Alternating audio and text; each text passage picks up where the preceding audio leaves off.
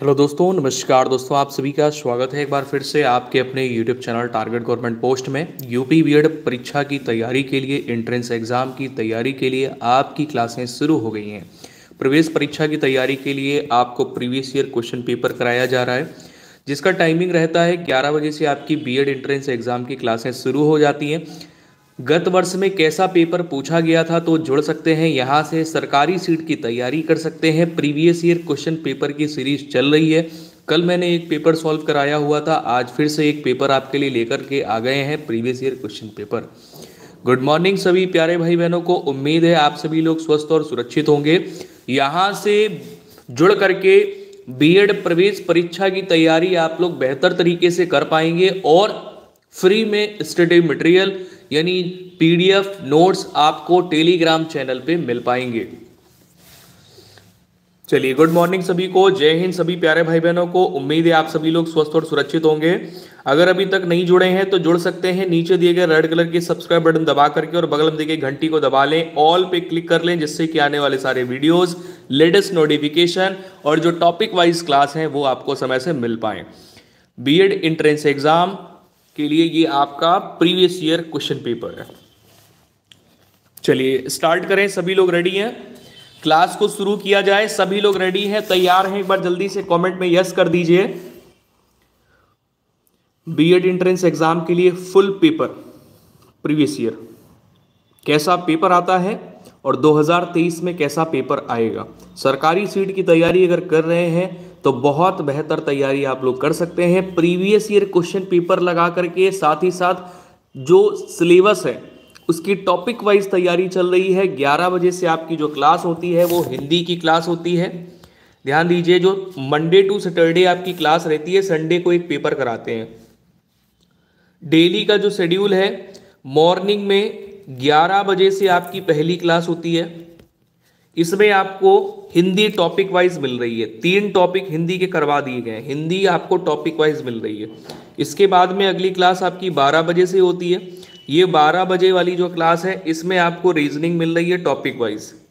Reasoning का 2 topic यहाँ पर कवर हो गया और हिंदी के 3 टॉपिक आपके हो चुके हैं यहाँ पे। गुड मॉर्निंग सभी को, गुड मॉर्निंग। ठीक है, और संडे का शेड्यूल ये रहता है कि 11 बजे से आपको फुल पेपर मिलेगा, फुल पेपर। तो प्रीवियस ईयर पेपर सॉल्व करा रहे हैं, कैसा पेपर आता है, कैसे क्वेश्चन आते हैं। चलिए, बहुत अच्छी बात है, गवर्नमेंट कॉलेज मिल गया। कहाँ से तैयारी करी थी आपने? सेल्फ स्टडी करी होगी, है ना? और किस यूट्यूब चैनल से तैयारी करी थी? चलो, पहला क्वेश्चन ये आ गया आपके स्क्रीन पे। पहले शुरू करेंगे जीके से। अच्छा, एक बार ये देख लीजिए, यूपी बीएड एंट्रेंस एग्जाम अगर देने जा रहे हैं, उसकी तैयारी कर रहे हैं, देने की सोच रहे हैं, तो यूपी बीएड जो होता है एंट्रेंस एग्जाम, इसमें 2 पेपर होते हैं। 200 प्रश्न यहां पर पूछे जाते हैं। पहले वाले पेपर में 100 प्रश्न और दूसरे वाले पेपर में 100 प्रश्न। पहले पेपर में ये जो 100 प्रश्न होते हैं, 50 प्रश्न आपके जीके के आप पूछे जाते हैं और 50 प्रश्न आपके हिंदी के पूछे जाते हैं। ठीक है, अगर लैंग्वेज आपकी हिंदी नहीं है, इंग्लिश है, तो फिर इंग्लिश कर सकते हैं। और दूसरे पेपर में जो 100 क्वेश्चन होते हैं, इसमें रीजनिंग के रीजनिंग के 50 क्वेश्चन रहते हैं और 50 क्वेश्चन आपके सब्जेक्ट के रहते हैं, जिस भी वर्ग से होंगे आप। आपका जो सब्जेक्ट है, आप साइंस स्ट्रीम से हैं तो साइंस के होंगे, कॉमर्स स्ट्रीम से हैं तो कॉमर्स के होंगे, एग्रीकल्चर स्ट्रीम के हैं तो एग्रीकल्चर के 50 क्वेश्चन होंगे, या आप आर्ट स्ट्रीम के हैं, आर्ट वर्ग के हैं तो आर्ट के 50 क्वेश्चन होंगे। ठीक है, चलिए, गुड मॉर्निंग सभी प्यारे भाई बहन, धीरे धीरे जुड़ते जा रहे हैं। अब शुरुआत हम लोग यहाँ पर कर रहे हैं जीके से, क्योंकि जो पेपर है उसमें आपको जीके पहले मिल रही है, तो जीके से शुरुआत करेंगे। पहला क्वेश्चन ये रहा आपके स्क्रीन पे। पहले जीके के 50 क्वेश्चन करेंगे, प्रीवियस ईयर क्वेश्चन पेपर है ये। उगते हुए सूरज का देश किसे कहा जाता है? 4 ऑप्शन आपके स्क्रीन पे दिए हुए हैं, म्यांमार, जापान, भारत, नॉर्वे। तो यहां पर देखिए, सबसे पहले आंसर आ गया भाई, बहुत बढ़िया। राजा, बबीता, श्वेता, अर्चना, बहुत बढ़िया। चलिए ध्यान दीजिएगा, जापान को उगते हुए सूरज का देश कहा जाता है। यह दुनिया का पहला ऐसा देश है जहां सूरज की किरणें सबसे पहले पड़ती हैं। ठीक है, अगले क्वेश्चन पे आ जाएंगे। अगला क्वेश्चन ये रहा आपके स्क्रीन पे, दूसरा नंबर। दूसरे नंबर प्रश्न में आपसे ये पूछा गया, ध्यान से आंसर करिएगा। इसमें आपसे ये पूछा जा रहा है कि किस संविधान संशोधन के द्वारा मताधिकार की आयु को 21 वर्ष से घटा करके 18 वर्ष कर दिया गया। पूछा गया है कि किस संविधान संशोधन के द्वारा मताधिकार की जो आयु है इसको 21 वर्ष से घटा करके 18 वर्ष कर दिया गया।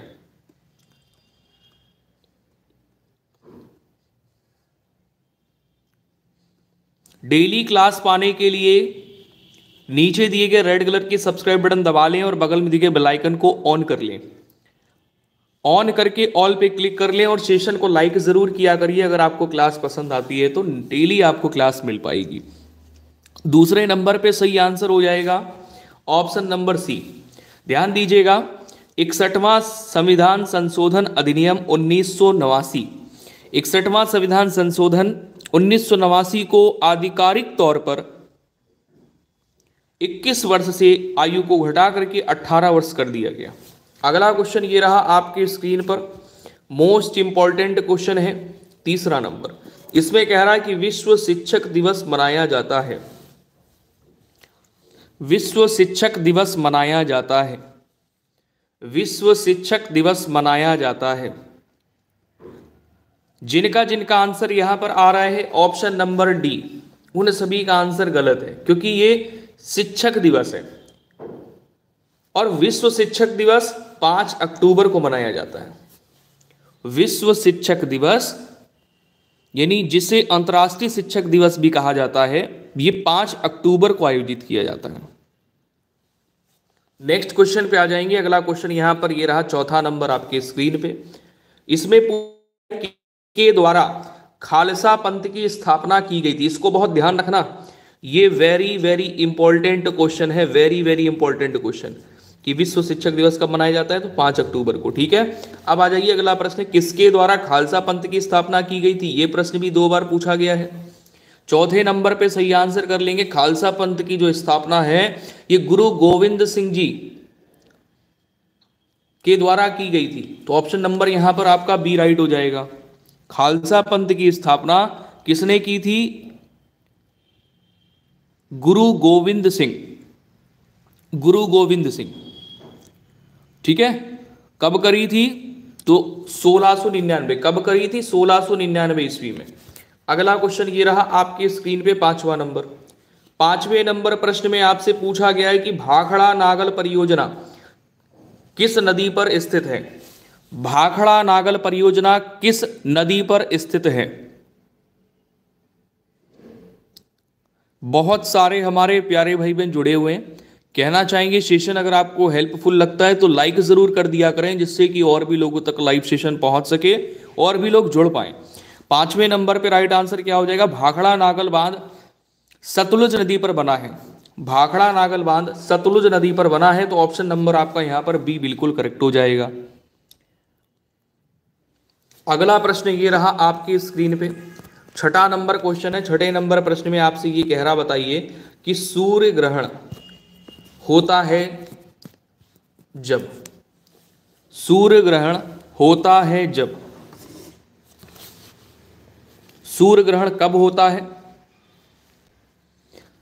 भाई, जब चंद्रमा पृथ्वी और सूर्य के बीच में आ जाता है। जब क्या होता है, चंद्रमा सूर्य और पृथ्वी के बीच में आ जाता है, तब कौन सा ग्रहण होता है, सूर्य ग्रहण। ध्यान देना, सूर्य ग्रहण कब होता है, जब चंद्रमा पृथ्वी और सूर्य के बीच में आ जाता है, तो सूर्य ग्रहण होता है। अगला क्वेश्चन ये रहा आपके स्क्रीन पे,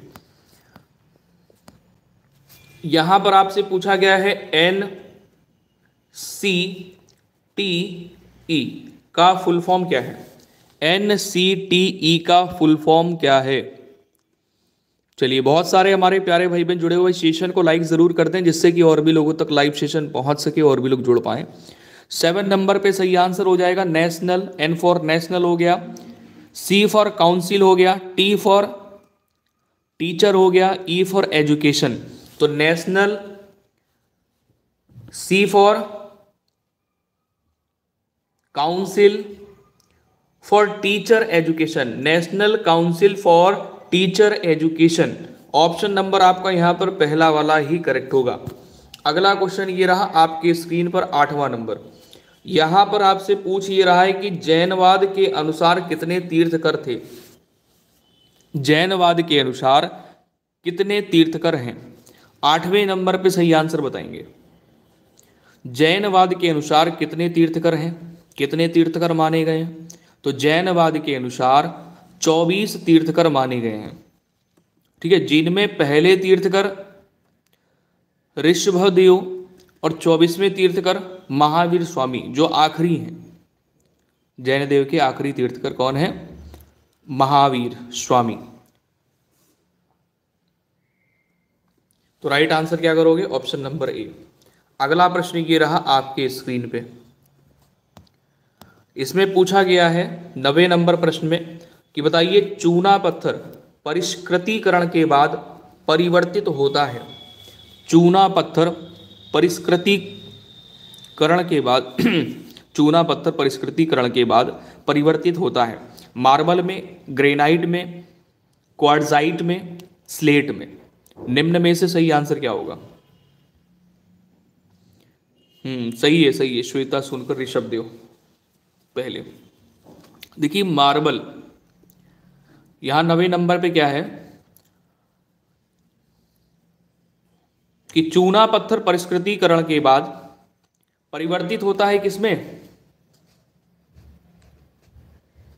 मार्बल में। ठीक है, 90 पे राइट आंसर ए करेक्ट हो जाएगा। मार्बल ना दिया हो तो संगमरमर दिया होगा, संगमरमर कर लेंगे। मार्बल अगर नहीं दिया गया होगा तो संगमरमर दिया गया होगा, संगमरमर कर लेंगे। ठीक है, अगला क्वेश्चन ये रहा 10वां नंबर आपके स्क्रीन पे। 10वें नंबर में आपसे ये कह रहा है कि एक बैंक शेड्यूल्ड बैंक कब होता है? एक कोई बैंक है मान लीजिए, वो शेड्यूल्ड बैंक कहलाता है कब? कौन सी कंडीशन अप्लाई हो जाए? 10वें नंबर पे सही आंसर क्या है? भारत में शेड्यूल्ड बैंक वह बैंक होता है जिन्हें आरबीआई यानी रिजर्व बैंक, भारतीय रिजर्व बैंक अधिनियम 1934 की द्वितीय अनुसूची में शामिल किया गया है। तो यहां पर देखिए यह आरबीआई एक्ट 1934 की द्वितीय अनुसूची में शामिल है, उन्हें शेड्यूल्ड बैंक कहते हैं। अगला प्रश्न ये रहा आपके स्क्रीन पे 11वां नंबर। इसमें आपसे कह रहा है कि भारत का राष्ट्रपति राज्यसभा के लिए कितने सदस्य मनोनीत कर सकता है? भारत का जो राष्ट्रपति है वो राज्यसभा के लिए कितने सदस्यों को मनोनीत कर सकता है? 11वें नंबर पे सही आंसर यहां पर क्या करेंगे? 11वें नंबर पे सही आंसर क्या करेंगे?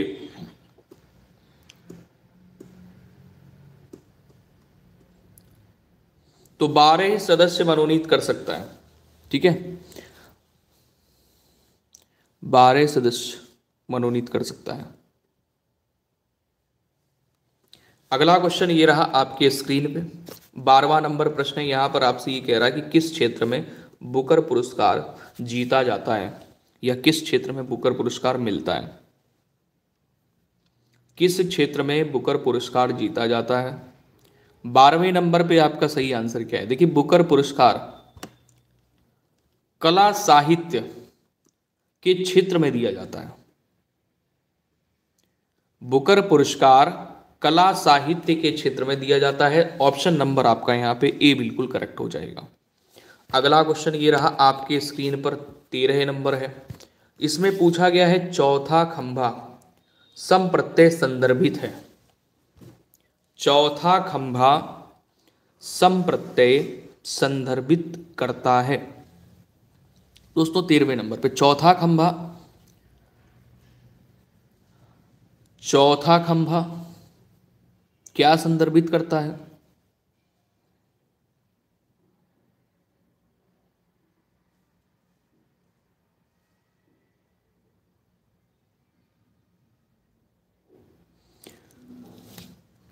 सभी लोग आंसर करेंगे। बहुत सारे हमारे प्यारे भाई बहन जुड़े हुए हैं। भाई सेशन को लाइक जरूर करिए। जिन लोगों ने सेशन को लाइक नहीं किया है और भी लोगों तक लाइव सेशन पहुंच पाएगा और भी लोग जुड़ पाएंगे। तो यहां पर राइट आंसर कर लेंगे प्रेस। ऑप्शन नंबर आपका यहाँ पे बी राइट हो जाएगा 13वें नंबर में प्रेस। ठीक है, नेक्स्ट क्वेश्चन पे आ जाइए। अगला क्वेश्चन ये रहा, आपके स्क्रीन पर है 14 नंबर। इसमें कह रहा भारतीय नेपोलियन किसे कहा जाता है? भारतीय नेपोलियन किसे कहा जाता है?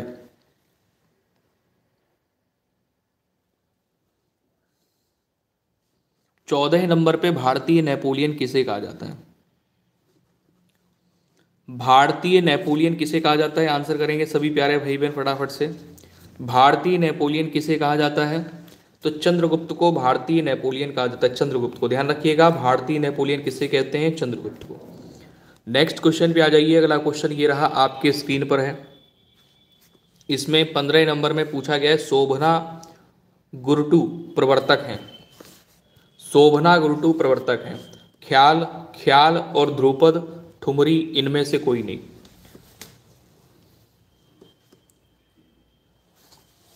जल्दी से आंसर करेंगे। 15 नंबर क्वेश्चन है, देखिए शोभना, शोभना या शोभा गुरुटू भारतीय भारतीय शास्त्रीय शैली की एक प्रसिद्ध गायिका थी। ठीक है, जो किससे संबंधित है? ठुमरी से। ठुमरी, ठुमरी। ऑप्शन नंबर आपका डी राइट होगा। ऑप्शन नंबर आपका डी राइट हो जाएगा। ठीक है, अगला क्वेश्चन ये रहा आपके स्क्रीन पे 16 नंबर। 16 नंबर में आपसे पूछा ये गया है, 16 नंबर में ये पूछा गया है कि सौरमंडल के किन ग्रहों को निकृष्ट ग्रहों के रूप में जाना जाता है? सौरमंडल के किन ग्रहों को निकृष्ट ग्रहों के रूप में जाना जाता है? 16 नंबर पे राइट आंसर बताइए। देखिए सौरमंडल के किन ग्रहों को निकृष्ट ग्रहों के रूप में जाना जाता है?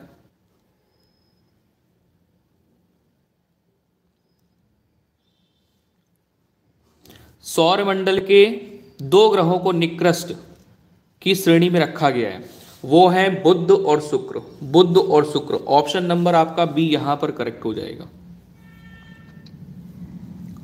बुध और शुक्र, ऑप्शन नंबर आपका यहां पर बी करेक्ट हो जाएगा।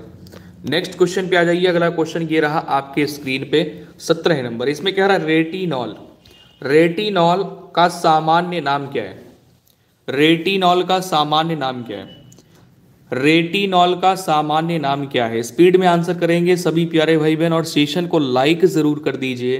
बिल्कुल फ्री ऑफ कॉस्ट होता है। अगर आप क्लास ले रहे हैं तो आपसे कहना यही चाहेंगे कि बिल्कुल फ्री ऑफ कॉस्ट होता है। आप सेशन को लाइक करेंगे तो और भी लोगों तक लाइव सेशन पहुंच पाएगा और भी लोग जुड़ पाएंगे। इसमें आपके अकाउंट से बैलेंस नहीं कटेगा। तो लाइक अगर इच्छा कर रही हो तो कर दीजिए, नहीं तो फिर आप डिसलाइक कर दीजिए। एटलीस्ट कुछ तो कर दीजिए।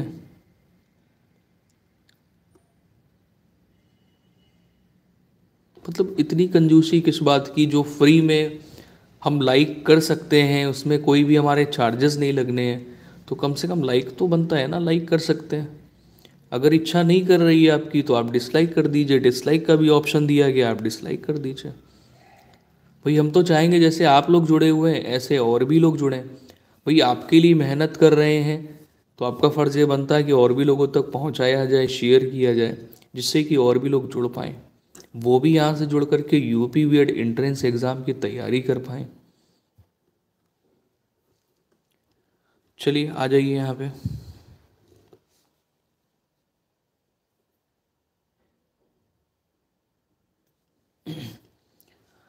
रेटिनॉल का सामान्य नाम क्या है? 17 पे राइट आंसर हो जाएगा विटामिन ए। इसका वैज्ञानिक नाम होता है रेटिनॉल। विटामिन ए करेंगे, इसका वैज्ञानिक नाम होता है रेटिनॉल। अगला क्वेश्चन ये रहा आपके स्क्रीन पे 18 नंबर। 18 नंबर में आपसे कह रहा है कि पाक जल डमरू मध्य अलग करता है दो देशों को। किन दो देशों को ये अलग करता है? बताइए, किन दो देशों को ये अलग करता है? 18 नंबर पे सही आंसर हो जाएगा पाक जल डमरू मध्य जो है ये भारत और श्रीलंका को अलग करता है। किसे किसे अलग करता है? भारत और श्रीलंका को अलग करता है। ध्यान रखिएगा, पाक जल डमरू मध्य अलग करता है दो देशों को, भारत और श्रीलंका। अगला क्वेश्चन ये रहा आपकी स्क्रीन पे 19 नंबर। 19 नंबर ध्यान दीजिए, प्रश्न में पूछा यह गया है कि संविधान के किस अनुच्छेद में निर्वाचन आयोग के विशेषाधिकार निहित हैं।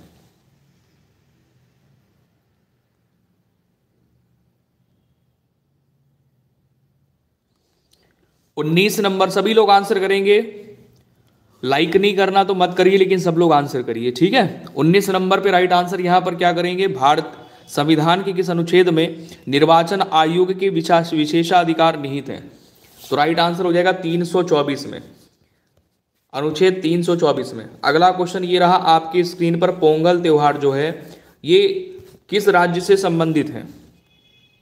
पोंगल त्योहार किस राज्य से संबंधित है।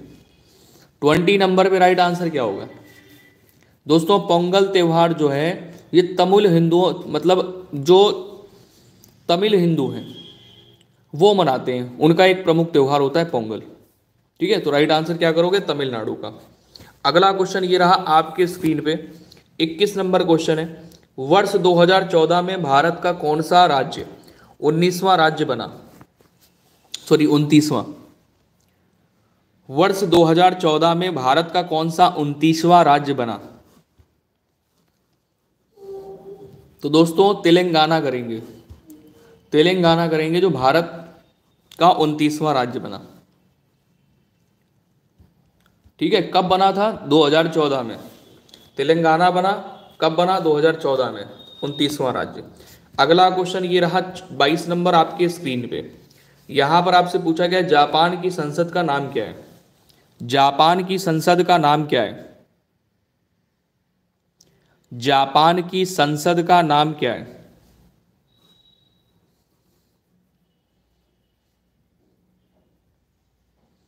जापान की संसद का नाम क्या है, तो जापान की संसद का नाम है डाइट।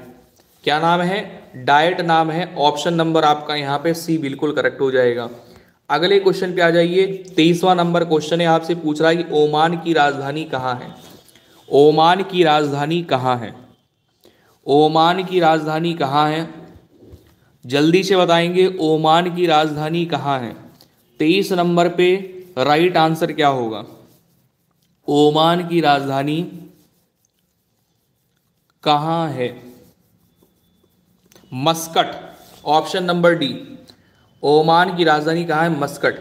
अगला क्वेश्चन ये रहा आपके स्क्रीन पे, 24 नंबर क्वेश्चन है। 24 नंबर प्रश्न में पूछा गया बिहू का मुख्य त्योहार है। बिहू असम का, गुजरात का, उड़ीसा का, पश्चिम बंगाल का, कहाँ का मुख्य त्योहार है ये, तो राइट आंसर यहां पर क्या हो जाएगा आपका 24 नंबर प्रश्न में। 24 नंबर प्रश्न में सभी प्यारे भाई बहन आंसर करेंगे। बिहू जो है ये असम का प्रमुख त्योहार है, ठीक है, असम करेंगे, असम यहां पे। ऑप्शन नंबर आपका ए करेक्ट होगा। अगला क्वेश्चन ये रहा आपके स्क्रीन पे 25 नंबर। 25 नंबर में आपसे कह रहा है कि भारत के संविधान के अनुच्छेद में मौलिक कर्तव्यों का वर्णन है। भारत के संविधान के अनुच्छेद खाली जगह में मौलिक कर्तव्यों का वर्णन है।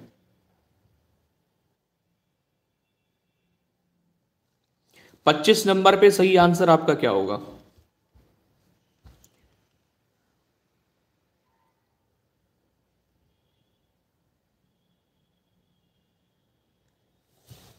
25 नंबर पे सही आंसर आपका हो जाएगा अनुच्छेद 51A। भारत के संविधान के अनुच्छेद 51A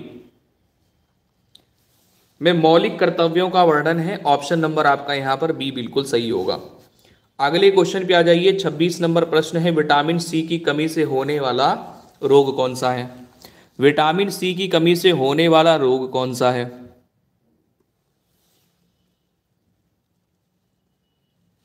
कोई बात नहीं, गलत हो गया है तो कोई बात नहीं, फिर से ट्राई करिए, दूसरा प्रश्न सही होगा। अरे गलत हो गया तो सीख तो गए, समझ तो गए कि अरे ये प्रश्न अगर एग्जाम में आएगा तो आप सही कर ले जाओगे। गलती एक बार होती है, बार बार नहीं होती। 26 नंबर पे राइट आंसर यहाँ पर आ जाइए, विटामिन सी की कमी से होने वाला रोग। विटामिन सी की कमी से होने वाला रोग स्कर्वी रोग होता है। कौन सा रोग होता है, स्कर्वी। ऑप्शन नंबर यहाँ पे डी राइट हो जाएगा। अगला क्वेश्चन ये रहा 27 नंबर आपके स्क्रीन पे। 27 नंबर में आपसे ये पूछ रहा है कि सतत विकास लक्ष्यों को प्राप्त करने हेतु संयुक्त राष्ट्र द्वारा कौन सी अवधि निर्धारित की गई है। सतत विकास लक्ष्यों को प्राप्त करने हेतु संयुक्त राष्ट्र द्वारा कौन सी अवधि निर्धारित की गई है। तो 27 नंबर पर राइट आंसर यहां पर क्या हो जाएगा, 2016 से 2030 की अवधि निर्धारित की गई है। सतत विकास लक्ष्यों को प्राप्त करने हेतु संयुक्त राष्ट्र द्वारा 2016 से 2030 तक की अवधि निर्धारित की गई है। अगला प्रश्न ये रहा आपके स्क्रीन पर। 28 नंबर में आपसे पूछा यह गया है कि कैलाश सत्यार्थी संबंधित हैं, किससे संबंधित हैं, अब ये आपको बताना है। कैलाश सत्यार्थी संबंधित हैं,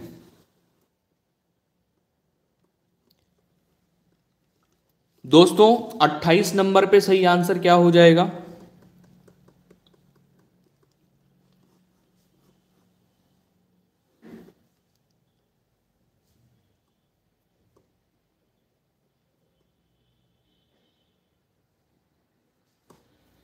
बचपन बचाओ आंदोलन से संबंधित है। ये कैलाश सत्यार्थी किससे संबंधित हैं, बचपन बचाओ आंदोलन से। नेक्स्ट क्वेश्चन पे आ जाएंगे। अगला क्वेश्चन ये रहा आपकी स्क्रीन पे 42 नंबर। करंट के क्वेश्चन मैंने छोड़ दिए हैं क्योंकि प्रीवियस ईयर क्वेश्चन पेपर है, तो करंट में जो क्वेश्चन आपके करंट अफेयर के जो क्वेश्चन पूछे गए थे वो मैंने यहाँ पे नहीं लिए हैं, ठीक है। 42 नंबर क्वेश्चन पे आ जाएंगे। निम्न में से कौन सा राज्य है जो कि राज्य हड़प नीति से संबंधित है। निम्न में से कौन राज्य हड़प नीति से संबंधित है। ऑप्शन में है रिपन, करजन, मिंटो, डलहौजी। तो 42 नंबर पे आपका सही आंसर क्या होगा,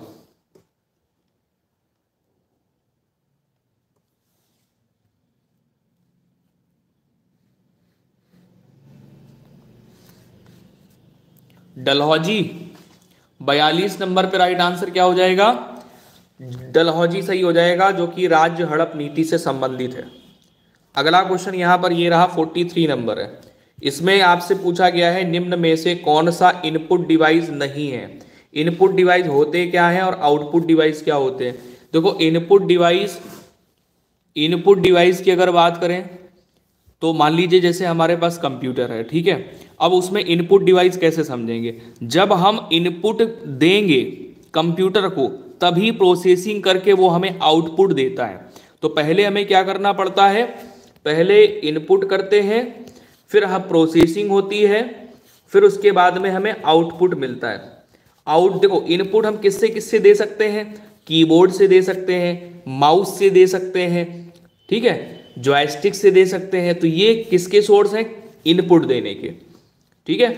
और आउटपुट की बात करें तो हमें आउटपुट वो जो मिलेगा वो मॉनिटर पे मिलेगा, डिस्प्ले में मिलेगा। मान लीजिए हमने इनपुट दिया 2 + 2 = 2, तो प्रोसेसिंग होकर के हमें क्या मिला, आउटपुट में 4, ठीक है। इतनी बात समझ में आ गई। तो इनपुट डिवाइस पूछी गई है, कैमरा है, प्रिंटर है, कीबोर्ड है, माउस है। अब यहां पर ध्यान ये देना कि मैंने आपसे बोला कि इनपुट डिवाइस कीबोर्ड और माउस तो बता दिया, साथ ही साथ कैमरा भी इनपुट डिवाइस है। कैमरा इनपुट डिवाइस क्यों है, क्योंकि पहले कैमरे से क्या करते हैं, पिक्चर को क्लिक करते हैं। जब क्लिक करते हैं तभी तो हमें पिक्चर वो शो करता है कि हमने ये पिक्चर ले ली है, तभी तो डिस्प्ले करता है। तो आउटपुट हमें वो बाद में देता है। तो कैमरा इनपुट डिवाइस है, ठीक है। और प्रिंटर क्या है, आउटपुट डिवाइस है, क्योंकि प्रिंटर से क्या हमें मिलती है, फोटो कॉपी। प्रिंटर कैसा है, आउटपुट डिवाइस है ये, ठीक है। तो इसलिए यहां पर क्या हो जाएगा, कौन सी डिवाइस इनपुट है, ये है, ये है, ये है, ये इनपुट डिवाइस नहीं है, आउटपुट है। तो ऑप्शन नंबर बी राइट कर लेंगे। अगला क्वेश्चन ये रहा आपके स्क्रीन पे 44 नंबर है। यहां पर आपसे कह रहा है कि हिंदी पिक्चर फिल्म पद्मावत किस लेखक की रचना पर आधारित है। Neeraj good morning, good morning. Rinki good morning. बहुत लेट कर दिया आप लोगों ने ज्वाइन करने में सेशन को। चलिए सेशन को लाइक जरूर कर दें जिससे कि और भी लोगों तक लाइव सेशन पहुंच सके और भी लोग जुड़ पाएं। बहुत बढ़िया, वेरी गुड, झक्कास। 44 पे right answer option number C कर लेंगे, मलिक मोहम्मद जैसी। अगला क्वेश्चन यहां पर ये रहा 45 नंबर, आपसे पूछा गया है सोमनाथ मंदिर पर आक्रमण किया था किसने? सोमनाथ मंदिर पर आक्रमण किया था किसने? मोहम्मद बिन कासिम ने किया था, इल्तुतमिश ने किया था, मोहम्मद गोरी ने किया था, महमूद गजनवी ने किया था। 45 पे right answer option number D हो जाता है, महमूद गजनवी। ऑप्शन नंबर आपका यहाँ पे डी बिल्कुल करेक्ट हो जाना है। अगले क्वेश्चन पे आ जाइए। अगला क्वेश्चन 46 नंबर, यहां पर आपसे कह रहा है कि सांख्य दर्शन का प्रतिपादक किसे माना जाता है? सांख्य दर्शन का प्रतिपादक किसे माना जाता है? चार विकल्प हैं आपके सामने, पंतजलि, वाल्मीकि, कपिल, गौतम। निम्न में से सही आंसर क्या है आपका? 46 में ऑप्शन नंबर आप सी कर लेंगे, कपिल को। सांख्य दर्शन का प्रतिपादक किसे माना जाता है? तो कपिल को। अगला क्वेश्चन यहां पर 47 नंबर है। 47 नंबर में आपसे यहां पर यह कह रहा है कि प्रसिद्ध पुस्तक poverty and un-British rule in India, क्या दिया गया है? प्रसिद्ध पुस्तक है poverty and un-British rule in India के लेखक हैं दादा भाई नौरोजी हैं, महात्मा गांधी हैं, इनमें से कोई नहीं, गोपाल कृष्ण गोखले। तो 47 पे सही आंसर ऑप्शन नंबर ए हो जाता है, दादा भाई नौरोजी। ऑप्शन नंबर आपका यहाँ पर ए बिल्कुल करेक्ट हो जाना है, ध्यान दीजिएगा। अगला क्वेश्चन ये रहा आपकी स्क्रीन पर 48 नंबर है। यहां पर आपसे ये कह रहा है कि निम्न में से कौन प्रसिद्ध हिंदी पत्रिका सरस्वती के संपादक रहे हैं? ये क्वेश्चन आपका 3 बार पूछा जा चुका है, इतना ज्यादा कतई जहर वाला इंपॉर्टेंट है ये। निम्न में से कौन प्रसिद्ध हिंदी पत्रिका सरस्वती के संपादक रहे हैं? 48 पे सही आंसर ऑप्शन नंबर बी कर लेंगे, महावीर प्रसाद द्विवेदी। महावीर प्रसाद द्विवेदी।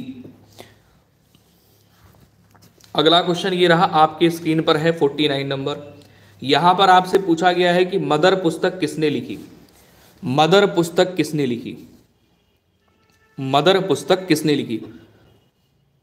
3 से 4 प्रश्न आते हैं पुस्तकों को लेकर के, मिनिमम 2 क्वेश्चन तो पक्के ही पक्के हैं। और एग्जामिनर ज्यादा खुश हो गया तो 4 क्वेश्चन उसने रख दिए पुस्तकों वाले केवल, वैसे 2 मिनिमम क्वेश्चन आते ही आते हैं पुस्तकों को लेकर के। 48 पे राइट आंसर ऑप्शन नंबर यहां पर क्या करोगे? बी, सॉरी 48 कह रहे हैं, 49, ऑप्शन नंबर डी, डी सही होगा। मदर पुस्तक किसने लिखी थी? तो Maxim Gorky, Maxim Gorky, option number D. अगला क्वेश्चन ये रहा आपकी स्क्रीन पे 50 नंबर क्वेश्चन है, वस्तु एवं सेवा कर जीएसटी भारत में लागू किया। वस्तु एवं सेवा कर जीएसटी भारत में लागू किया तो 1 जुलाई 2017 से, 1 जुलाई 2017 से वस्तु एवं सेवा कर जीएसटी यानी लागू हुआ भारत में, तो 1 जुलाई 2017 से। ठीक है, अगले प्रश्न में चलते हैं। 50 क्वेश्चन आपके जीके के देखो फिनिश हो गए, जीके हो गया आपका। अब आ जाते हैं हिंदी में, अब आ जाते हैं हिंदी के 50 क्वेश्चन करेंगे। जीके हो गया आपका 50 क्वेश्चन, अब हिंदी में आएंगे। सभी लोग भाई सेशन को लाइक जरूर कर दें। चलो 51 नंबर क्वेश्चन है, इसमें पूछा गया है कि शशक का पर्यायवाची क्या है? समानार्थी शब्द भी कहते हैं पर्यायवाची को। ठीक है, तो शशक का पर्यायवाची शब्द निम्न में से क्या होगा? तो शशक का पर्यायवाची शब्द जल्दी से बताएंगे सभी प्यारे भाई बहन फटाफट से, बिल्कुल भी कंजूसी नहीं करेंगे आंसर करने में। ठीक है, आंसर करने में बिल्कुल भी कंजूसी नहीं होनी चाहिए। 51 नंबर पर राइट आंसर हो जाएगा शशक का पर्यायवाची खरगोश होता है। खरगोश दिया गया ना ऑप्शन नंबर ए में, बिल्कुल सही है। अगला क्वेश्चन ये रहा आपके स्क्रीन पे 52 नंबर।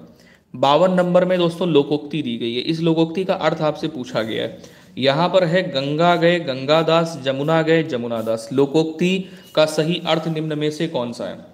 लोकोक्ति का सही अर्थ निम्न में से कौन सा है?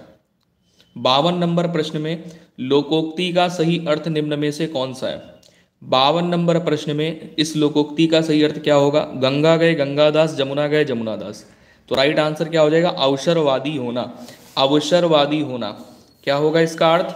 अवसरवादी होना। ध्यान देना 52 नंबर क्वेश्चन पे राइट आंसर क्या हो जाएगा? अवसरवादी होना, ऑप्शन नंबर डी। सभी लोग आंसर करेंगे, सभी प्यारे भाई बहन आंसर किया करिए, बिल्कुल भी संकोच ना करिए कि हमारा आंसर गलत हो जाएगा, हमें आता नहीं है। प्रयास करिए, ठीक है, कोशिश करने वाले की कभी हार नहीं होती। ठीक है, चलो यहां पर आ जाओ। सूर्य का पर्याय नहीं है, सूर्य का पर्याय नहीं है, सूर्य का पर्याय नहीं है।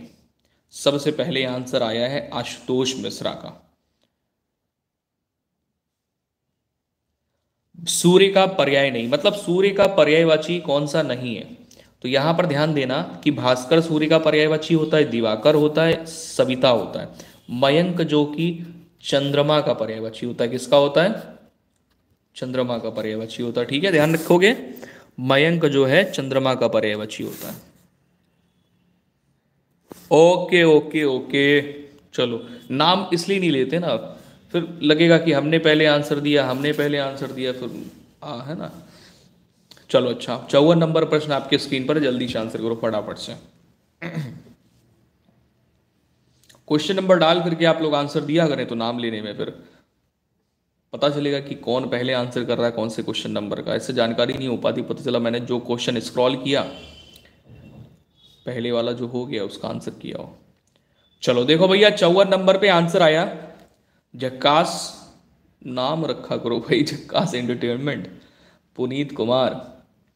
चलो ए सी बी आ चुका है, ए सी बी 3 ऑप्शन आए हैं। प्रत्येक का सही संधि विच्छेद क्या है? तो प्रतिधन एक क्या होगा?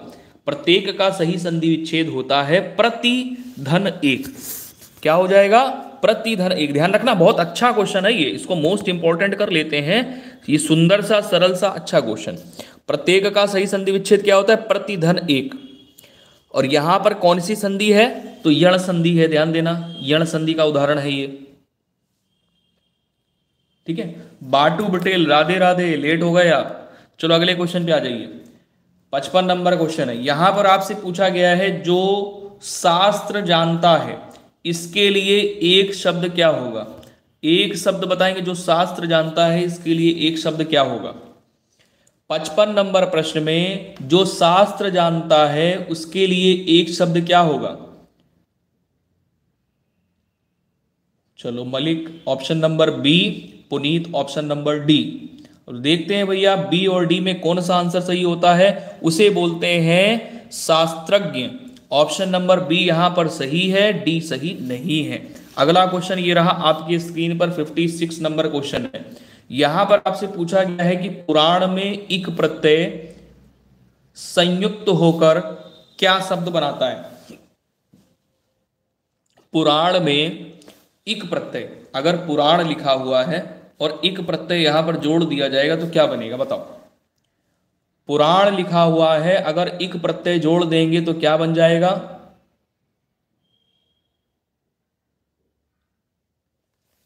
फिफ्टी 56 पे सही आंसर पौराणिक बनेगा। क्या बनेगा? पौराणिक, पुराणिक नहीं, पौराणिक बनेगा। ऑप्शन नंबर ए करेक्ट होगा। ध्यान दीजिए, पुराण शब्द में अगर प्रत्यय इक लगा देंगे तो शब्द कौन सा बना लेंगे? पौराणिक। देखो देखो, प्रत्यय होते क्या है? प्रत्यय वे होते हैं जो किसी भी शब्द के अंत में, आखिरी में जुड़कर उन शब्दों के अर्थ को क्या कर दें? परिवर्तित कर दें, बदल दें, उन्हें प्रत्यय कहते हैं। अगला क्वेश्चन ये रहा आपके स्क्रीन पे, 57 नंबर क्वेश्चन है। देखिए, हथियाना तो पूछा जा चुका है, लेकिन ये उससे पहले का पेपर है। तो हाथ से हथियाना, लात से लतियाना, संज्ञा से बनने वाली क्रिया को क्या कहते हैं? ये जो क्रियाएं हैं, हाथ से हथियाना, लात से लतियाना, ये क्रियाएं क्या कहलाती हैं? दोस्तों 57 नंबर पे सही आंसर क्या होगा? तो संज्ञा या विशेषण से बनने वाली क्रियाएं, इन्हें नाम धातु क्रिया कहते हैं। क्या कहते हैं? नाम धातु क्रिया कहते हैं। तो ऑप्शन नंबर आपका यहां पे डी करेक्ट होगा। नहीं, प्रेरणार्थक क्रिया ये नहीं होती है। देखो, प्रेरणार्थक क्रिया समझ लो किसे कहते हैं? जो किसी के द्वारा करवाई जाए उसे प्रेरणार्थक क्रिया कहते हैं। ठीक है, हम आपसे बोले कि मैंने मेज बनवाई है, तो वहां पर क्या होगा? प्रेरणार्थक क्रिया होगी। ठीक है, नेक्स्ट क्वेश्चन पे आ जाइए। नेक्स्ट क्वेश्चन यहां पर 58 नंबर है। यहां पर आपसे कह रहा है कि मीठा विशेषण से भाववाचक संज्ञा क्या बनेगी? अगर मीठा शब्द है तो विशेषण है ये। अब इससे हम भाववाचक संज्ञा शब्द बनाएंगे तो क्या बनाएंगे? मीठा से मिठास क्या बनेगा? 58 पे मीठा से क्या बन जाएगा, मिठास बन जाएगा, मिठास। तो ऑप्शन नंबर यहां पर क्या राइट होगा, मीठास नहीं, ये तो गलत हो जाएगा, डी सही होगा, डी सही होगा, डी। ठीक है, अगले प्रश्न में आ जाइए। अगला प्रश्न ये रहा आपके स्क्रीन पे, 59 नंबर क्वेश्चन है। 59 पे आ जाइए ध्यान से। इसमें कह रहा है कि कोई आया है, इस वाक्य में जो कोई शब्द है ये किस प्रकार का सर्वनाम है, चलिए बताइए। कोई आया है, इस वाक्य में जो कोई शब्द है ये कैसा सर्वनाम है। 59 पे सबसे पहले answer Malik, option number D के साथ जा रहे हैं। देखते हैं भाई किसका आंसर यहां पे सही होगा। Puneet Kumar option number B, Batu Patel option number D. नहीं नहीं, बी तो बिल्कुल सही नहीं, किसी भी कंडीशन में बी सही नहीं होगा। दोस्तों कोई आया है, यहां पर जो कोई है ये प्रश्नवाचक तो है नहीं और निजवाचक नहीं है, पुरुषवाचक नहीं है, तो क्या हो गया, अनिश्चयवाचक। ठीक है, 59 पे राइट आंसर क्या हो जाएगा, जिन सर्वनामों से किसी निश्चित वस्तु का बोध नहीं होता है उसे अनिश्चयवाचक सर्वनाम कहते हैं। अगला प्रश्न ये रहा आपके स्क्रीन पे, 60 नंबर है। यहां पर आपसे कह रहा है निम्न में से तत्पुरुष समास किसमें है, बताओ कौन सा विकल्प है जिसमें तत्पुरुष समास है। कोई बात नहीं, अरे कोई बात नहीं पुनीत कुमार, नहीं आती है हिंदी तो आने लगेगी, टेंशन क्यों लेते हो भाई, नहीं आती आने लगेगी, बस कंटिन्यू क्लास ज्वाइन रखो। अभी हफ्ते भर में आप देखना कैसे भागोगे एकदम, धड़ाधड़ आंसर करोगे, धड़ाधड़। निम्न में से तत्पुरुष समास कौन सा है। तत्पुरुष समास की क्वालिटी ये होती है कि इसमें तत्पुरुष समास में, आवाज आ रही है ना मेरी, सेशन बफरिंग कर रहा है क्या, लोगों की संख्या कम हो रही है, लोगों की संख्या कम हो रही, क्या बात है। देखिए तत्पुरुष समास में क्या होता है कि समास विग्रह करने पर हमें कारक चिन्हों का लोप मिलता है, समास विग्रह करने पर। ठीक है, तो जहां पर समास विग्रह, देखिए अगर समास दिया उसका समास विग्रह कर रहे हैं और पता लगा रहे हैं कि इसमें कौन सा समास होगा, तो वहां पर समास विग्रह जैसे ही आप करोगे तो कारक चिन्ह वहां पर आपको मिल जाएंगे। सबसे बढ़िया पहचानने का तरीका है यहाँ पे, जैसे यहां पर दिया पथ भ्रष्ट, तो क्या समास विग्रह किया तो क्या हो गया, पथ से भ्रष्ट, क्या हो गया, पथ से भ्रष्ट। ठीक है, तो यहां पर जब समास विग्रह किया तो हमको पता चल गया पथ से भ्रष्ट, तो पथ से भ्रष्ट यानी यहां पर से मिल गया, और से क्या होता है, अपादान। से अलग होने की सिचुएशन में अपादान, अपादान कारक होता है। ठीक है, तो अपादान यहां पर आपका क्या हो जाएगा, अपादान तत्पुरुष समास। हालांकि है तो तत्पुरुष समास, लेकिन अगर आपसे पूछेगा कि तत्पुरुष समास का कौन सा भेद है, तत्पुरुष समास का कौन सा भेद है, तो आप क्या करोगे, अपादान तत्पुरुष समास। ठीक है, समास विग्रह करके हम तुरंत चट्ट से पता लगा लेंगे। अगला क्वेश्चन ये रहा आपके स्क्रीन पे, 61 नंबर क्वेश्चन है। इसमें कह रहा है कि प्रार्थना पत्र के समापन में क्या लिखा जाता है। प्रार्थना पत्र के समापन में क्या लिखा जाता है, 61 नंबर पे। प्रार्थना पत्र के समापन में क्या लिखा जाता है, 61 नंबर पे बताएंगे। प्रार्थना पत्र के समापन में क्या लिखा जाता है, भवदीय लिखा जाता है। क्या लिखा जाता है, भवदीय। बहुत बढ़िया शिवम गुप्ता, सबसे पहले आंसर, वेरी गुड। चलो अगले क्वेश्चन पे आ जाओ भाई, अगले क्वेश्चन पे आ जाएंगे। 62 नंबर क्वेश्चन है। इसमें कह रहा कि भक्तिकालीन संत परंपरा के प्रसिद्ध कवि थे। भक्तिकालीन संत परंपरा के प्रसिद्ध कवि थे। तो भक्तिकालीन संत परंपरा के प्रसिद्ध कवि थे Kabirdas. Kabirdas option number D यहां पे आपका सही आंसर होगा। अगला क्वेश्चन ये रहा आपके स्क्रीन पर, 63 नंबर क्वेश्चन। एक भी क्वेश्चन बाहर से नहीं आएगा, ठीक है, जितना पढ़ा देंगे उससे बाहर नहीं जाएगा। सारे पढ़े हुए क्वेश्चन आपको पेपर में छपे हुए मिलेंगे। पावक और अग्नि शब्दों के मध्य क्या संबंध है। पावक और अग्नि शब्दों के मध्य कैसा संबंध है, बताओ। पावक और अग्नि इनके मध्य कैसा संबंध, ये पर्यायवाची है, विलोम है, समनामी है, अवनामी है। तो सही आंसर यहां पर 63 में आप क्या करोगे, देखो पावक क्या है, अग्नि का पर्यायवाची शब्द है। पावक क्या है, अग्नि का पर्यायवाची शब्द है। तो राइट आंसर क्या करेंगे, ऑप्शन नंबर सी कर लेंगे। ठीक है, अगले क्वेश्चन पे आ जाइए। अगला क्वेश्चन यहाँ पर ये रहा 64 नंबर आपकी स्क्रीन पे। इसमें कह रहा है कि शोक किस रस का स्थायी भाव है। शोक जो है ये किस रस का स्थायी भाव है, 64 नंबर क्वेश्चन पे। शोक किस रस का स्थायी भाव है, शोक किस रस का स्थायी भाव है, तो करुण रस का स्थायी भाव है। किस रस का, करुण रस का। अगला क्वेश्चन यहां पर 65 नंबर, इसमें कह रहा है कि वह विद्यार्थी नहीं आया, वह विद्यार्थी नहीं आया, वाक्य में वह कौन सा विशेषण है। वह विद्यार्थी नहीं आया, वाक्य में वह कौन सा विशेषण है। 65 नंबर पे सही आंसर बताएंगे दोस्तों। वह कौन सा विशेषण है, ये सार्वनामिक विशेषण है, गुणवाचक है, परिमाणवाचक है, संख्यावाचक है। देखिए वह क्या कोई संख्या है, नहीं। क्या कोई मात्रा है, भाई परिमाण बोधक वही होता है जब यहां पर मात्रा हो, तो मात्रा तो है नहीं यहां पे। क्या ये कोई गुण है, भाव, नहीं। तो क्या होगा, सार्वनामिक विशेषण। 65 पे जो सर्वनाम शब्द संज्ञा के लिए विशेषण का काम करते हैं उन्हें सार्वनामिक विशेषण कहते हैं। ठीक है, अगले क्वेश्चन पे आ जाएंगे। अगला क्वेश्चन यहां पर ये रहा 66 नंबर है। अज्ञ का विपरीतार्थक शब्द निम्न में से कौन सा है। अज्ञ का विपरीतार्थक शब्द निम्न में से कौन सा है। 66 नंबर पे अज्ञ का विलोम पूछा गया है। अज्ञ का विलोम पूछा है तो राइट आंसर यहां पर क्या करोगे, अज्ञ का विज्ञ होता है विलोम। क्या पूछा गया है, विलोम। तो अज्ञ का विलोम क्या हो जाएगा, विज्ञ। अगला क्वेश्चन ये रहा आपकी स्क्रीन पे 67 नंबर क्वेश्चन है। बहिरंग का विलोम शब्द निम्न में से क्या होगा। बहिरंग का विलोम शब्द निम्न में से क्या होगा। बहिरंग का विलोम पूछा गया है 67 पे राइट आंसर। बहुत बढ़िया, अति सुंदर, बहुत अच्छे जक्कास। बहिरंग का अंतरंग होता है, ऑप्शन नंबर डी बिल्कुल करेक्ट हो जाएगा यहाँ पे।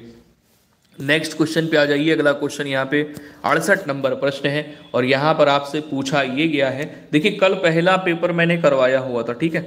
आज दूसरी क्लास है जिसमें भी प्रीवियस ईयर क्वेश्चन पेपर मैं कराऊंगा 2013 से लेकर के 2022 तक के।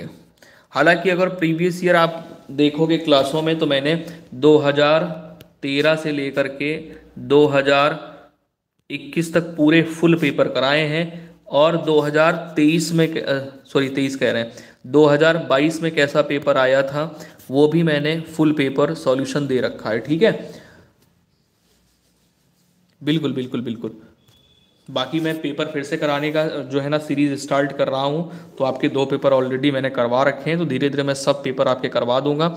और जो आपकी क्लासें चल रही हैं टॉपिक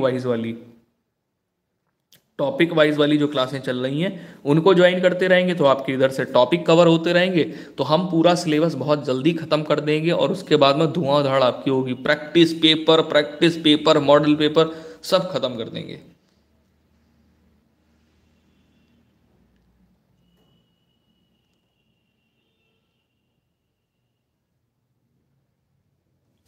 ठीक है, अब यहां पर आ जाओ। आपसे ये कह रहा है कि अपादान कारक के विभक्ति चिन्ह का प्रयोग हुआ है किसमें। देखो अपादान कारक का प्रयोग कहाँ होता है पहले तो ये समझो। इसका प्रसर्ग होता है से और अलग होने की सिचुएशन में प्रयोग किया जाता है। मेज पर रखा हुआ गिलास का पानी बहुत शीतल था, यहां पर प्रयोग नहीं हुआ, ठीक है। दुधवा पार्क में बहुत से दर्शनीय जीव निवास करते हैं, यहां पर भी अपादान कारक का प्रयोग नहीं हुआ है। इसमें प्रयोग हुआ है आकाश से गिरी एक बूंद, कहीं मोती कहीं विष तो कहीं कीचड़ बनी। तो यहां पर देखिए से का प्रयोग हो गया है और अलग होने की कंडीशन में आपका अपादान कारक से प्रसर्ग का प्रयोग किया जाता है। अगला क्वेश्चन ये रहा आपके स्क्रीन पे 69 नंबर क्वेश्चन है, राइट आंसर बताएंगे।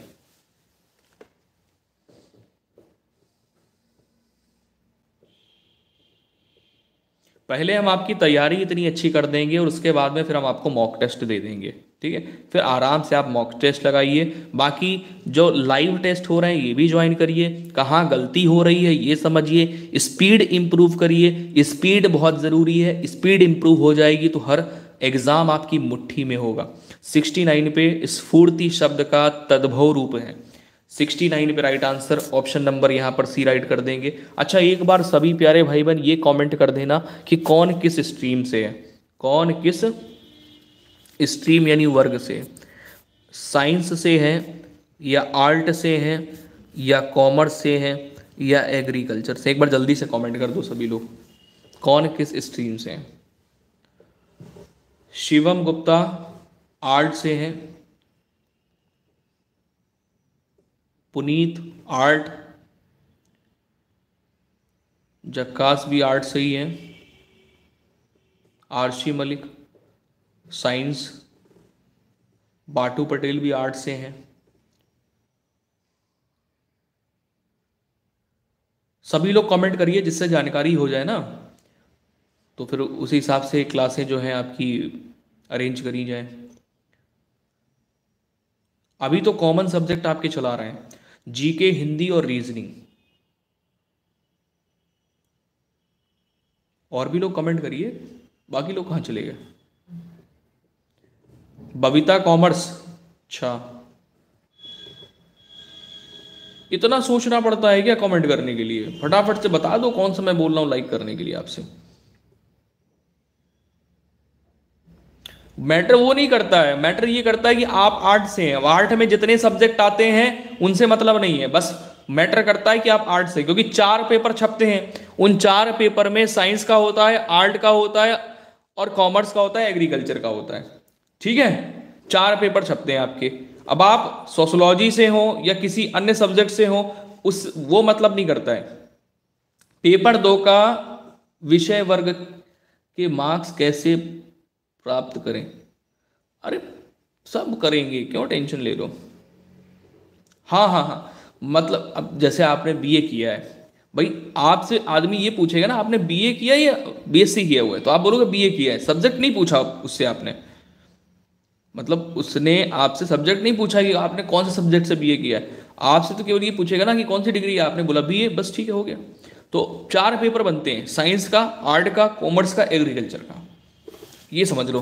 ठीक है, बाकी इसमें जो सब्जेक्ट सभी के सेम रहते हैं वो आपका हिंदी रहता है सेम, जी की रहता है और रीजनिंग रहता है। मतलब 150 नंबर यहाँ पर आपके, जो 150 नंबर कह रहे हैं, नंबर ऑफ क्वेश्चन, 150 क्वेश्चन आपके सबके कॉमन रहते हैं, बस 50 क्वेश्चन आपके सब्जेक्ट के होते हैं। तो सब्जेक्ट में आप कितने इंटेलिजेंट हो वो आप पे डिपेंड करता है। बाकी मैं आपको क्लासें दूंगा तो उससे आपको पेपर में मिल जाएगा। अब ये नहीं कहता हूँ कि 100% में पेपर आपके सब्जेक्ट वाला फंसा दूंगा, लेकिन यहाँ पर ये जो 150 नंबर वाले क्वेश्चन है, 150 क्वेश्चन है, ये फंसाने की गारंटी लेता हूँ।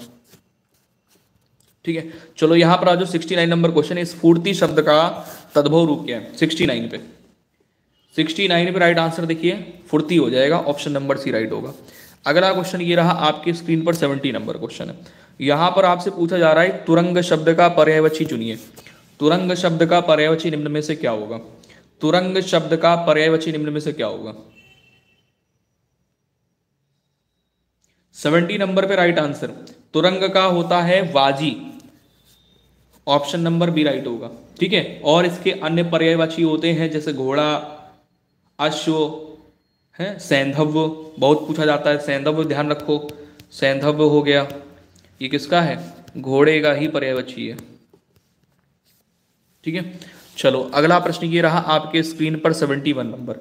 यहां पर आपसे ये पूछा गया है कि निम्नांकित शब्दों में से एक स्त्रीलिंग शब्द है कौन सा? 71 पे राइट आंसर क्या होगा? बहुत सारे प्रश्न रिपीट होते हैं, इस बार कह रहा बुंदेलखंड, इस बार जो है बहुत टाइम बाद बुंदेलखंड यूनिवर्सिटी बीएड का एंट्रेंस एग्जाम लेने जा रही है, तो पेपर में परिवर्तन होगा, सिलेबस के अकॉर्डिंग जाएगा। ठीक है, सिलेबस से बाहर नहीं आएगा। हाँ, तो पेपर अच्छा खासा बनने वाला है, क्योंकि हर बार इलाहाबाद बोल रहा हूँ, sorry, Lucknow university, Rohilkhand university, यही दोनों पेपर करा रही थी। अब यहाँ पर आपकी यूनिवर्सिटी आ गई है बुंदेलखंड यूनिवर्सिटी, तो ये कराएगी पेपर इस बार। ठीक है, और इस बार सब कुछ टाइम से होगा, क्योंकि क्या है ना कि कोरोना टाइम से जो आपके सेशन हैं वो बिल्कुल बिगड़ गए हैं। बहुत ही जल्द आपको नंबर भी प्रोवाइड कर देंगे हम। ठीक है, सब जानकारी मिलेगी। आप बिल्कुल बिल्कुल पूरा फुल गाइडेंस मिलेगा एंड तक, कभी भी कुछ भी पूछो, कोई दिक्कत नहीं। ठीक है। हाँ, अभी देखो आप करंट में अगर मेरे से कुछ पूछना चाहते हो तो आप इंस्टाग्राम पे पूछ लेना। ठीक है, इंस्टाग्राम यही आपका जो चैनल का नेम है ना, टारगेट गोप्ट पोस्ट, इंस्टाग्राम पे आपको आईडी मिल जाएगी, वहां से आप पूछ सकते हो। बाकी नंबर एक पब्लिश कर दिया जाएगा, जिससे कि आपको कोई जानकारी लेनी है तो डायरेक्ट आप पूछ सकते हैं। ठीक है, चलिए निम्नलिखित शब्दों में से स्त्रीलिंग शब्द कौन सा है? 71 पे राइट आंसर बताएंगे तो डोर कर लेंगे, डोर। कुछ भी खरीदने की जरूरत नहीं है, कुछ भी खरीदना नहीं, बुक तक खरीदने की जरूरत नहीं है, सब कुछ प्रोवाइड करेंगे। ठीक है, मतलब मेरे कहने का है कि मैं जितना पैसा आपका बचा सकता हूँ, समय बचा सकता हूँ और अच्छे नंबर दिला सकता हूँ, वो मैं पूरा प्रयास करता हूँ। चलिए अगला क्वेश्चन ये रहा, 72 नंबर है। 72 नंबर क्वेश्चन पे आ जाइए। यहां पर कह रहा है निम्नलिखित वाक्यों में एक में सकर्मक क्रिया का प्रयोग हुआ है।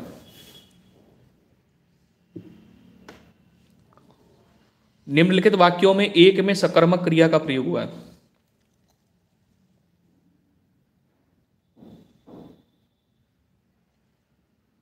तो राइट आंसर 72 में क्या हो जाएगा? Option number B,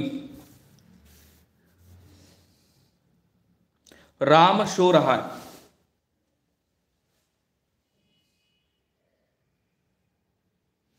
next question पे आइए। 73 नंबर क्वेश्चन है, हिंदी दिवस मनाने की तिथि क्या है? हिंदी दिवस मनाने की तिथि क्या है?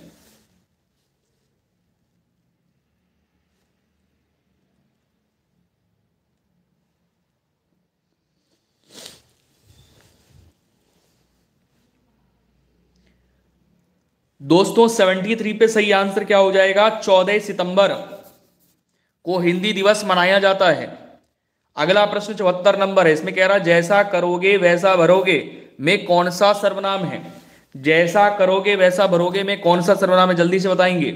जहां पर आपको जैसा वैसा मिले, जो सो मिले, वहां पर आपको कर लेना होता है संबंधवाचक सर्वनाम। ऑप्शन नंबर डी बिल्कुल यहां पर करेक्ट हो जाएगा। समझ लो भाई बात को हम क्या कह रहे हैं। जहां पर आपको मिले जैसा वैसा जो सो, वहां पर आप करोगे संबंधवाचक सर्वनाम। अगला क्वेश्चन ये रहा, आपकी स्क्रीन पर है 75 नंबर। यहां पर आपसे क्या कहता है कि छा के बारे में सही नहीं है। छा के बारे में सही नहीं है मतलब छा जो है ये ताल्व ध्वनि है, मैंने पढ़ाया हुआ है, वर्णमाला बहुत अच्छे से पढ़ाया है, ये तो गलत होना ही नहीं चाहिए। छा जो है ये चा वर्ग में आता है, चा वर्ग में, तो कौन सी ध्वनि है? ता ध्वनि है। अच्छा, छा दूसरे नंबर पे आता है तो महाप्राण भी हो गया, क्योंकि महाप्राण वर्ण जो होते हैं दूसरे चौथे नंबर पे आते हैं। ठीक है, उसके बाद में आपका अघोष होगा, कंठ नहीं होगा। तो ऑप्शन नंबर आपका बी करेक्ट हो जाएगा, जो कि छा के बारे में सही नहीं है। अगला क्वेश्चन ये रहा आपके स्क्रीन पर, 76 नंबर क्वेश्चन है। इसमें कह रहा है कि भवानी का पुल्लिंग है, भवानी शब्द का पुल्लिंग है। 76 पे राइट आंसर क्या करोगे? भवानी शब्द का पुल्लिंग पूछा गया है, तो भवानी का पुल्लिंग बनाओगे तो भव बन जाएगा।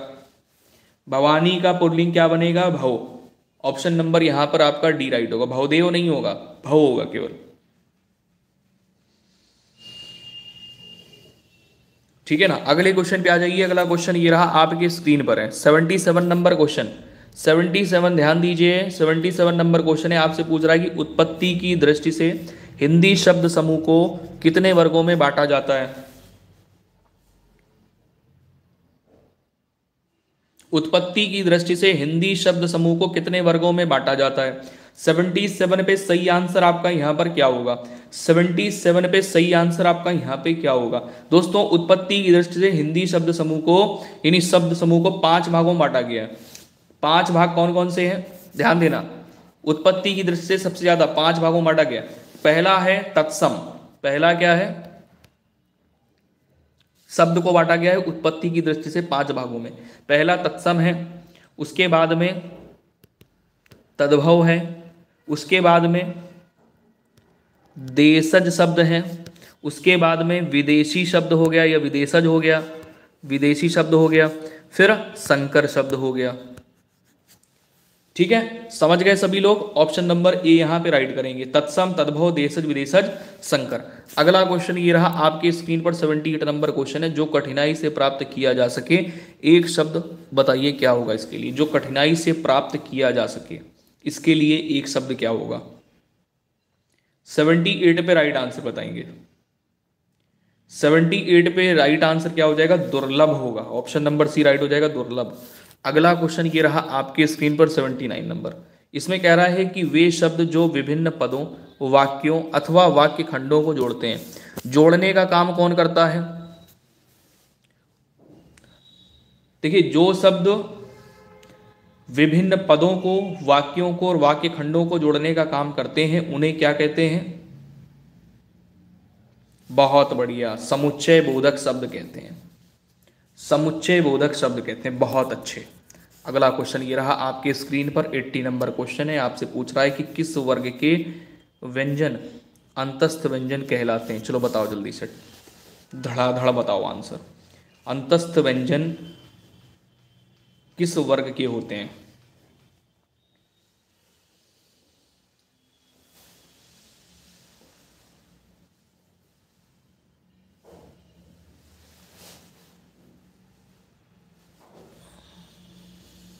देखिए, अंतस्थ व्यंजन होते हैं 4। कौन कौन से होते हैं, या, र, ल, व। तो कौन सा वर्ग हो गया, ऑप्शन नंबर डी। कौन सा वर्ग हो गया, ऑप्शन नंबर डी। ठीक है, समझ गए सभी लोग। अगला क्वेश्चन ये रहा आपके स्क्रीन पर 81 नंबर क्वेश्चन है। निम्नलिखित में से कौन सा शब्द भाववाचक संज्ञा नहीं है। निम्नलिखित में से कौन सा भाववाचक संज्ञा नहीं है। 81 पे सही आंसर क्या करोगे।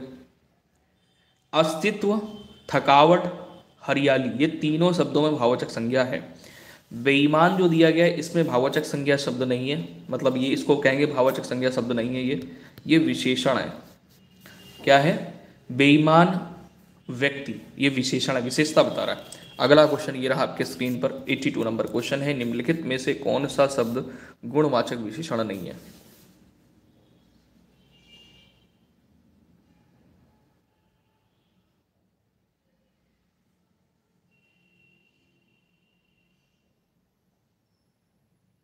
सभी लोग आंसर करेंगे। गुणवाचक विशेषण की बात कर रहा है। गुणवाचक विशेषण निम्न में से कौन सा नहीं है। 82 नंबर क्वेश्चन पे सही आंसर आपका क्या होगा। तो देखिए, ईमानदारी गुणवाचक विशेषण है, नरम गुणवाचक विशेषण है, सुगंधित गुणवाचक विशेषण है, बहुत गुणवाचक विशेषण नहीं है।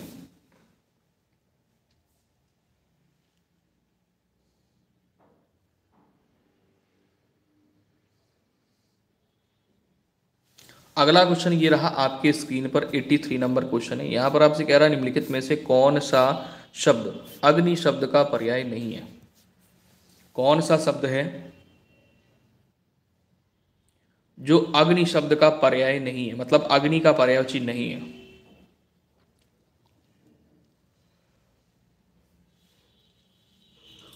तो अमी नहीं होगा। अमी किसका होता है, अमृत का होता है। ठीक है, अमी किसका होता है, अमृत का होता है। 83 पे ऑप्शन नंबर आपका यहां पे डी राइट हो जाएगा। नेक्स्ट क्वेश्चन पे आ जाइए। सूत, सूत शब्द का तत्सम रूप क्या होगा।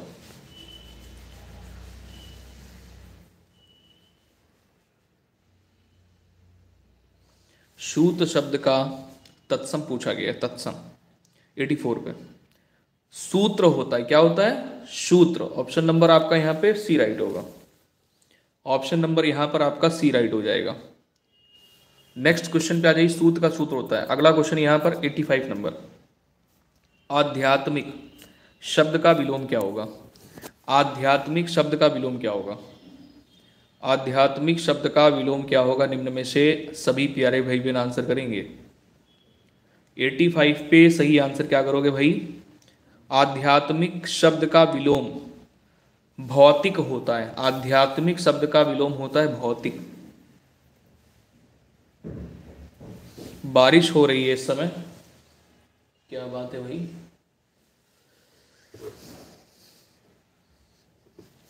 एटी 85 पे राइट आंसर ऑप्शन नंबर यहां पर क्या करोगे, भौतिक कर लोगे।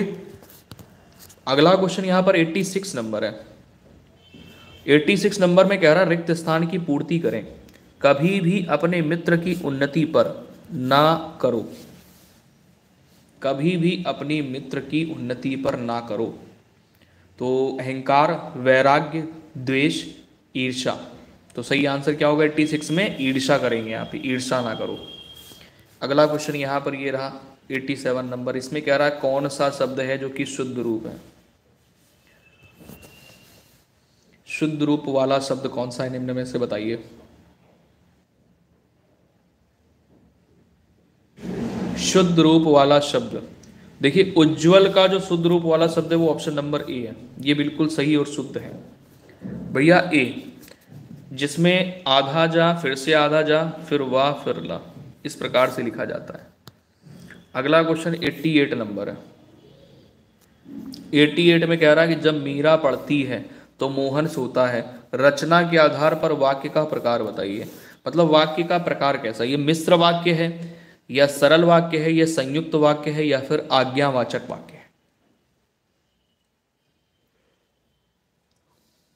दोस्तों जब मीरा पढ़ती है तो मोहन सोता है, ये मिश्र वाक्य होगा, सरल वाक्य नहीं है, ठीक है। और संयुक्त वाक्य कब होता है? जब जहां पर दो वाक्य समुच्चय बोधक शब्द से जुड़े होते हैं। तो यहां पर समुच्चय बोधक शब्द का प्रयोग ही नहीं किया गया है, तो ये तो हो गया गलत। ऑप्शन नंबर ए सही होगा क्योंकि ये मिश्र वाक्य है, ठीक है। अगले क्वेश्चन पे आ जाइए। अगला क्वेश्चन ये रहा आपके स्क्रीन पर 89 नंबर क्वेश्चन है। सांझ होते ही पक्षी अपने अपने नीर को लौट आते हैं। तो यहां पर आप देख रहे होंगे कि एक बोल्ड अक्षर दिया गया। बोल्ड मतलब हो गया कि रेखांकित शब्द के स्थान पर सही शब्द का प्रयोग करना है। रेखांकित शब्द मैंने यहां पर कर दिया है, इसके स्थान पर सही शब्द का प्रयोग करना है।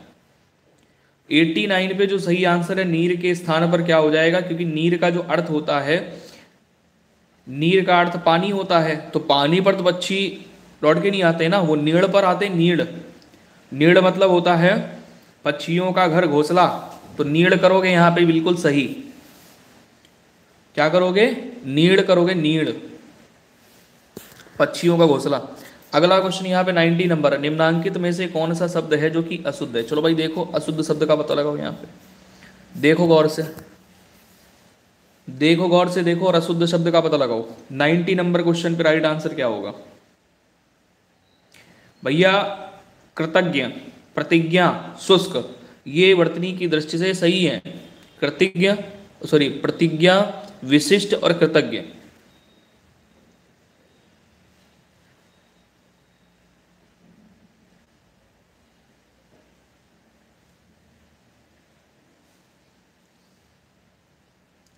विशिष्ट होता है, विशिष्ट, विशिष्ट, विशिष्ट होता, विशिष्ट नहीं होता। ये सही है तीनों, ठीक है ना। अगले क्वेश्चन पे आ जाइए। 91 नंबर क्वेश्चन। इसमें कह रहा है दुरुपयोग शब्द में किस उपसर्ग का प्रयोग है? दुरुपयोग शब्द में किस उपसर्ग का प्रयोग है? 91 पे राइट आंसर बताएंगे। दुरुपयोग शब्द में किस उपसर्ग का प्रयोग है? तो यहां पर देखिए दुर। अगला क्वेश्चन ये रहा आपके स्क्रीन पर 92 नंबर है। यहां पर आपसे कह रहा है कि धर्मावलंबी शब्द किस प्रकार निर्मित हुआ? धर्मावलंबी शब्द किस प्रकार निर्मित हुआ? धर्मावलंबी शब्द किस प्रकार निर्मित हुआ? तो धर्म धन अवलंब धन ई। तो राइट आंसर यहां पर क्या हो जाएगा? ऑप्शन नंबर सी हो जाएगा, धर्म धन अवलंब धन ई। ऑप्शन नंबर सी राइट होगा। अगला क्वेश्चन यहां पर 93 नंबर है। यहां पर आपसे कह रहा है कि आन प्रत्यय से बनने वाला शब्द कौन सा है? लो, जोर जोर से आवाजें आने लगी बारिश की। आन प्रत्यय से बनने वाला शब्द कौन सा है? लगान है, आना है, आनंद है, और ऑप्शन नंबर सी में दिया गया आन मान। तो आन प्रत्यय का प्रयोग किसमें किया गया है? ऑप्शन नंबर पहला ए ही सही होगा, ठीक है, लगान। अगला क्वेश्चन ये रहा आपके स्क्रीन पर 94 नंबर है। 94 में आपसे कह रहा है कि जिसकी लाठी उसकी भैंस में लाठी और भैंस संज्ञाएं हैं, शेष दोनों शब्द क्या हैं? हाँ भाई बारिश हो रही है कानपुर में, 94 पे राइट आंसर बताएंगे, जिसकी लाठी उसकी भैंस में लाठी और भैंस संज्ञाएं हैं। शेष दोनों शब्द क्या हैं? बचे हुए शेष, शेष मतलब बचे हुए। 94 पे राइट आंसर क्या करोगे?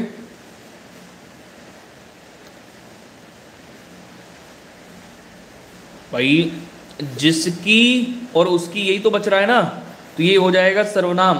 क्या होगा? सर्वनाम होगा ये। ठीक है ना। नेक्स्ट क्वेश्चन आ जाओ। अगला क्वेश्चन यहाँ पर ये रहा, 95 नंबर क्वेश्चन है। यहाँ पर आपसे कह रहा है कि लाल से निर्मित शब्द है लाली, तो काला से निर्मित शब्द क्या हो जाएगा? काला से निर्मित शब्द क्या हो जाएगा? लाल से निर्मित शब्द है लाली, तो काला से निर्मित शब्द क्या होगा?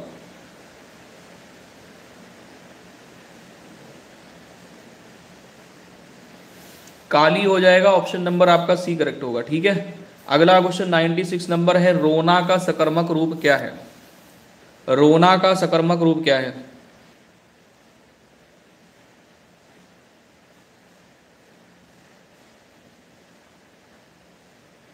नाइन्टी सिक्स पे सही आंसर बताइए। रोना का सकर्मक रूप क्या होगा? रुलाना। रोना का सकर्मक रूप हो जाएगा रुलाना। अगला क्वेश्चन 97 नंबर है, आवाज उठाना मुहावरे का अर्थ क्या है? आवाज उठाना मुहावरे का अर्थ क्या है? आवाज उठाना यानी विरोध करना, सीधी सी बात है। अगला क्वेश्चन यहाँ पे ये क्वेश्चन देखो, 2-3 बार पूछा गया है। सड़ानन शब्द का सही संधि विच्छेद क्या है? सड़ानन शब्द का सही संधि विच्छेद का 98 पे। सड़ानन शब्द का सही संधि विच्छेद क्या है? तो सट धन आनन। क्या होगा? सट धन आनन होगा। 98 पे सट धन आनन बनेगा। ऑप्शन नंबर आपका सी राइट होगा, सट धन आनन। ठीक है। अगला प्रश्न ये रहा आपके स्क्रीन पर 99 नंबर। इसमें है गाकर खाकर क्रियाओं को क्या कहते हैं? गाकर खाकर क्रियाओं को क्या कहते हैं? 99 पे राइट आंसर बताओ जल्दी से। 99 पे राइट आंसर क्या होगा? गाकर खाकर क्रियाओं को क्या कहते हैं? देखिए ये पूर्वकालिक क्रियाएं होती हैं। गाकर, खाकर, नहाकर, हैं, ये सारी क्या होती हैं? पूर्वकालिक क्रियाएं होती हैं। ये सारी पूर्वकालिक क्रिया होती है, मतलब जिन क्रियाओं के पहले कोई अन्य क्रिया आए उसे पूर्वकालिक क्रिया कहते हैं। ठीक है। जैसे गा कर, तो गा क्या है? एक क्रिया है। खा क्या है? क्रिया है। हैं? चलो अगले क्वेश्चन पे आ जाओ। 100 नंबर क्वेश्चन है। 50 क्वेश्चन आपके पूरे होते हैं, बधाई हो। एक वाक्य अशुद्ध है, उसका चयन कीजिए। इसके बाद में रीजनिंग की आपकी क्लास होगी। ठीक है। रीजनिंग की क्लास 1 बजे से करें, ठीक रहेगा। रीजनिंग की क्लास 1 बजे से करें, आधे घंटे का गैप दे दें आप लोगों को। रीजनिंग की क्लास करानी है भैया, टाइमिंग 1 बजे से रखें, क्योंकि आज तो संडे वाली क्लास होगी।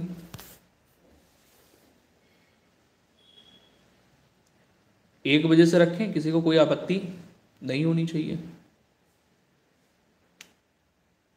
ठीक रहेगा।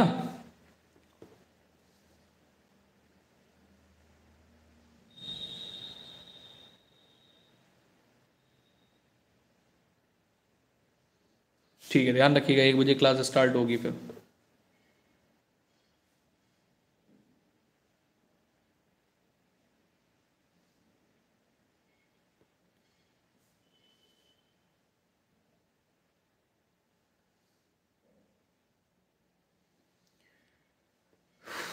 सुप्रीम कोर्ट में प्राथमिक लेवल में बीएड जीते गए बीटीसी, ये तो इनका मामला चलता ही रहता है, कुछ ना कुछ नौटंकी करते रहते हैं लोग।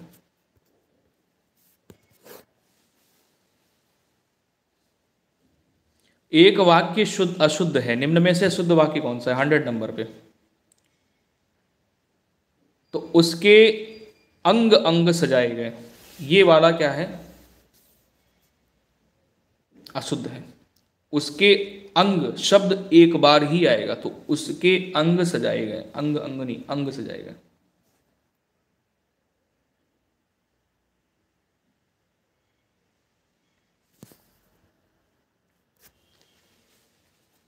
सर आप बारा देवी में रहते हैं? नहीं भाई, बारा देवी में नहीं रहते हैं। चलो यहीं पे क्लास को फिनिश करते हैं, उसके बाद में फिर रीजनिंग की क्लास का टाइमिंग जो है वो 1 बजे रखेंगे हम लोग, ठीक है? 1 बजे रखेंगे रीजनिंग की क्लास का टाइमिंग, ठीक है? जय हिंद सभी को, मिलते हैं नेक्स्ट क्लास में 1 बजे। इवेंट लगा दूंगा मैं, चेक कर लीजिएगा आप लोग, ठीक है? बारा देवी में नहीं रहते हैं, नौबस्ता नाम आपने सुना होगा, नौबस्ता वो लोकेशन है।